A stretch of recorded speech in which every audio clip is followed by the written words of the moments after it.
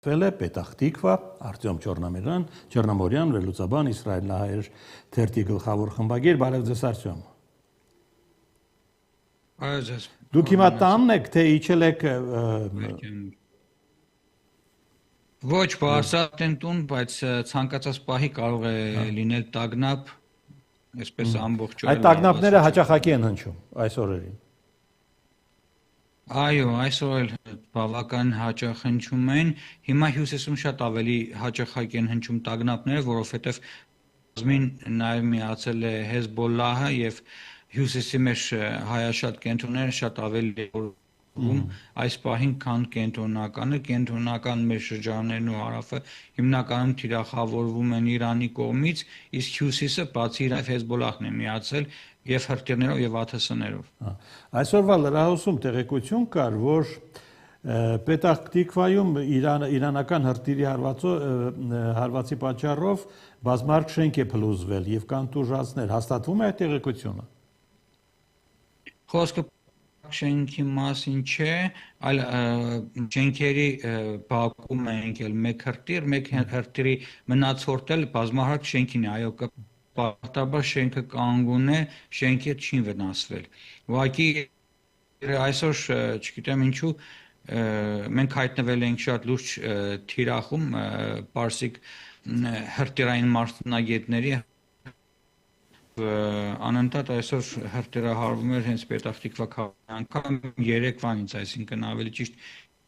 երեկոյանից մինչև այսօր նույնիսկ գերեզմանոց հրթիռ ընկել հենց գերեզմանոցի մեջ։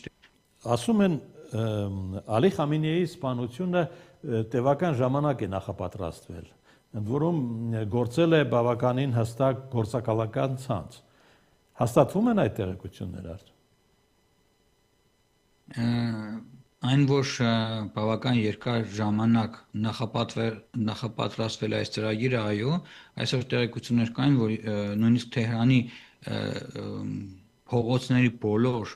տեսախցիկները եղել են իսրայելյան ու ամերիկյան հատուկ ծառայությունների հսկողության տակ։ Այսինքն իմացել են, թե կոնկրետ կորտեժը Հոմեյնիի որ ուղղությամբ է գնացել,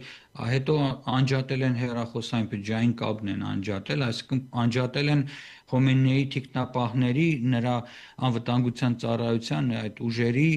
կապը անջատել են Հոմեյնիի հետ եւ վերջին պահին նրա ճակատագրական սխալ այն է եղել, որ նրանք նախատեսել են ինչ-որ մի վայրում, X վայրում հանդիպում իրականացնել իրենց կառավարական, եւ իր ընտանիքի անդամների հետ հանդիպումը միասին բոլորով միասին են եղել եւ վերջին պահին Հոմեյնիին միտքը փոխել ինչ-որ ուրիշ տարածք է որոշել գնալ, իր նստավայր է գնացել։ Եվ իհարկե այնքան հզոր լրտեսական ցանց կա Իրանում, որոնք աշխատում են Իսրայելի եւ նաեւ ինչու՞ չէ Ամերիկայի Միացյալ Նահանգների համար, որ անմիջապես տեղը իհարկե ասել են, տվել են կոորդինատները եւ այստեղ արդեն աշխատել է օդուժը 30-ից ավելի։ Ասում են անգամ իրանցի գեներալ է համագործակցել Մոսադի հետ։ Այո, իրանցիները դուք չեք պատկերացնում ինչպեսի համագործակցություն ունեն, մեծ հաճույքով համագործակցում են եւ դրսում ասենք իրանցիները եւ Իսրայելում նաեւ այնպիսի մեծ ուրեմն աղմուկ է, որ հրեա ժողովուրդը Իրանի ժողովրդի հետ է, սա է հիմնական նարատիվը այսօր Իսրայելում, որ Իսրայելը չի կռվում պարսիկ ժողովրդի դեմ, պարսիկներն ու հրեաները հազարավոր տարիներ բարեկամ ժողովուրդ են։ Իսկն խնդիրը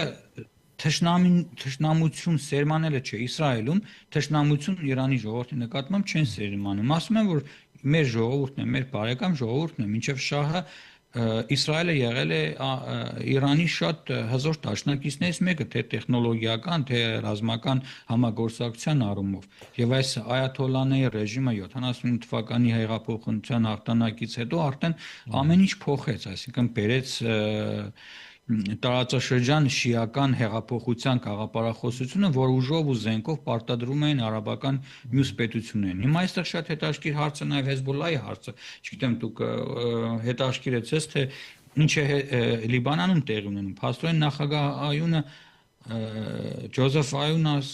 ասաց, որ որոշում է կայացվել կառավարական մակարդակով, որ պետք է այլևս թույլ չտան Հեզբոլլահին գործունեություն ծավալել, ասենք, ռազմական Լիբանանի տարածքում, հենց Իսրայելի այդ հարձակումներից հետո Իսրայելը օրեր շարունակ նախքան պատերազմը սկսվելը գրեթե 1 շաբաթ նախքան պատերազմը անընդհատ ռմբահարում էր Լիտանի գետից ավելի հյուսիս ընկած Հեզբոլլահի հենակետները եւ տեսնում էր ակտիվություն, որ Հեզբոլլահը կարծես թե ակտիվացել է տարածաշրջանում, սկսել է նույնիսկ ամրացնել իր հենակետերը Լիտանի գետից հյուսիս ընկած տարածաշրջանում, որը Լիբանանի հարավն է, եւ սրա հետ կապված Իսրայելը մեսիջներ էր հստակ ուղարկել Լիբանանի կառավարությանը, որ եթե դուք հանգարց փորձեք որևէ ռազմական գործողություններ իրականացնել կամ հնարավոր պատերազմի ժամանակ պատերազմ հայտարարեք Իսրայելին, ապա շատ թանկ գին կվճարեք։ Չուզենալով, որքանով որ մենք հասկանում ենք ու լսել ենք տարբեր աղբյուրներ, Լիբանանը համենայն դեպս Լիբանանի Հեզբոլլահ խմբավորումը, որը համարվում է հաբեկչական արևմտյան աշխարհում, մտավ պատերազմի մեջ եւ սկսեց գիշերը ժամը 1-ից հետո հրթիռահարել Իսրայելի տարածքը։ Իսրայելն հիմա ցամաքային գործողություն է սկսել Լիբանանում։ Այո, հիմա ցամաքային գործողություն է սկսել Լիբանանը, Բեյրութը ցավոք սրտի շատ ուժգին հրթիռահարվում է ու ռմբահարվում է այս պահին իսրայելյան ավիացիայի կողմից ու պատկերացրեք, որ Լիբանանն էլ հնարավորություն չունի իրեն պաշտպանելու, հակաօդային պաշտպանություն չունի ընդհանրապես եւ Այունի այս որոշումը շատ ուշացած էր ցավոք սրտի եւ նաեւ զարմանալին այն է, որ լիբանանյան ուժերում ծառայող զինվորները ցերեկ աշխատում են լիբանանյան բանակի համար, իսկ ծառայում են Լիբանանի համար երեկոյան, ասենք Հեզբոլլահի համար են ծառայում $200 մի տեղից են ստանում, $300 մյուս տեղից են ստանում, ասենք ինչպես է այդ զինվորը, որը եւ Լիբանանի զինվոր է եւ Հեզբոլլահի մարտիկ է, ինչպես է ինքն իրեն ոչնչացնելու կամ ինչպես է ինքն իր դեմ փաստորեն պայքարելու։ Սա էլ է հարցը, ուղղակի զավեշտալի նման թեմաներ շատ կան, որ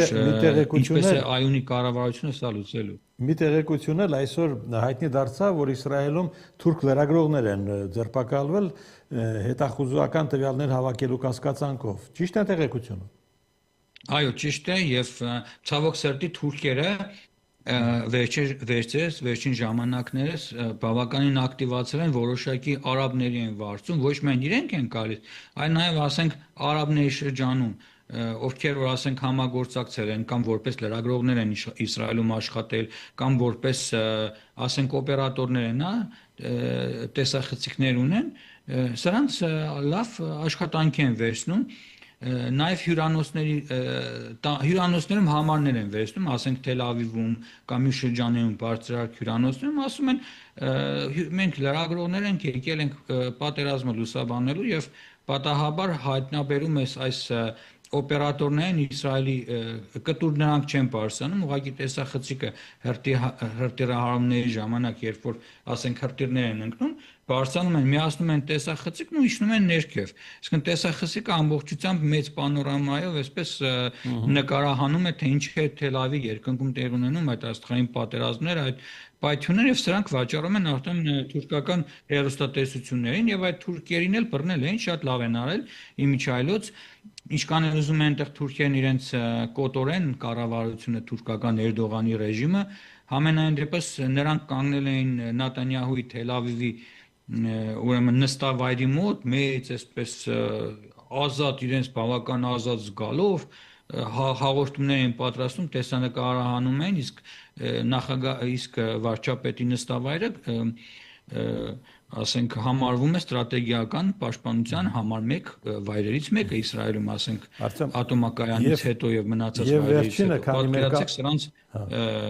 համարձակությունն ու այսպես Եվ վերջինը, քանի կապը չի ընդհատվել, ինչպես է իրականացվում հայերի տարհանումը։ Հայերի տարհանում չկա, երկիրը Իսրայելում փակ է, որ ցանկություն էլ հայտնենք Հիմա Մասկատ Երևան գիծն է դժվար եմ։ Ինչպես Մասկատ Երևան գիծն են թողարկել։ Հա, բայց դա Իսրայելը ինչ կապ ունի, մենք ոնց Ես նկատի ունեմ, որ հայերը կփորձեն Օմանի ճանապարհով տեղափոխվել Հայաստան, եթե այդ հնարավորություն ստեղծվի։ Ոչ, մենք այդ հնարավորությունից չենք կարող օգտվել, մենք ունենք այլ ճանապարհներ, մեր մոտ դա բան է բաց, այսինքն կարող ենք եւ Հորդանանի եւ Եգիպտոսի միջոցով գնալ, Հորդանանին ճիշտ է իրանցիները, պարսիկները պատերազմ հայտարարել են, բայց Եգիպտոսին չէ, այսինքն գնալով հարավային Էյլատ քաղաք կարելի է այնտեղից, այսինքն հիմա շատ ավտոբուսներ, միկրոավտոբուսներ կան, ես էլ դրանց հեռախոսահամարներն էլ ունեմ, եթե մարդիկ ցանկություն են, կարող են նաեւ մեզ դիմել կարող ենք ասենք տուր կամպանիաներ կան զբոսաշրջությամբ զբաղվող, որոնք ասենք փոքրիկ մինի վեններ են տրամադրում, կարող ես մեկնել Եգիպտոս, այսինքն մինչև Եգիպտոսի սահման, հարավային Իսրայել, Էլլատի մոտ այնտեղից անցնել եգիպտական սահման եւ Եգիպտոսում արդեն ավիաչվերթներ կան, նաեւ այլ տարբերակ էլ կա, կարող են մարդիկ ասենք փոքրիկ նավակներով հասնել Կիպրոս, Կիպրոսից արդեն Հունաստան, Հունաստանից արդեն տեղափոխվել Հայաստան։ Սա խնդիր չէ, բայց ի տարբերություն ասենք շատ պետությունների ոչ հայերը, ոչ էլ ասենք Իսրայելի մյուս բնակիչները Իսրայելից այսպես սարսափահար փախչելու երբևէ նման մտադրություններ չեն ունեցել, միայն առաջին անգամ երբ որ եղավ 23 թվականի հոկտեմբերյան պատերազմը, երբ ուղղակի օդը բաց էր դեռ եւ պատերազմը Իրանի հետ չէր, այսինքն խոսքը 600 կիլոգրամանոց բալիստիկ հրթիռների մարտագլխիկների մասին չէր, երբ որ ամեն մի մարտագլխիկ ընկնում էր եւ օդը բաց էր եւ հնարավորություն կար մեր ժողովրդին տարհանել, այն ժամանակ մենք դիմեցինք Հայաստանի կառավարությունը ինքնաթիռ տրամադրեց, մենք մեր երեխաներին, մեր կանանց էվակուացրեցինք Երևան։ Եվ մեր հաշվով էլ հետո տոմսեր առանք, երեխեքին հետ բերեցինք, ուղղակի միակողմանի անվճար ինքնաթիռ տրամադրեց մեր կառավարությունը։ Այս պարագայում որևէ մի ինքնաթիռ չկա, խոսակցություններ կան, որ հնարավոր է Էլալը կամ Իսրայելը կամ Արկիա ավիա փոխադրողները հրեական նրանք սկսեն դրսում մնացած հրեաներին, ովքեր որ Իսրայելի քաղաքացիներ են, քանի որ նրանց վրա դրսում Իրանի հետախուզության հարձակումներն են հնարավոր, այսինքն ահաբեկչական գործողությունները, մարտահրավերները հրեաների դրսում, որտեղ որ հիմնականում կուտակված են հրեաները եւ ցանկություն ունեն Իսրայել հետ գալու, հնարավոր է ուղարկեն ինքնաթիռները, որ մարդկանց ուղարկի ներկրեն երկիր։ Իսրայելում հակառակը տեղի չունենում, ընդհակառակը երբ որ ասենք մոբիլիզացիա է հայտարարվում, պատերազմ է, ընդհակառակը բոլոր հրեաները, ովքեր որ դրսում են, գալիս են մոբիլ ուժերին ներգրավելու համար։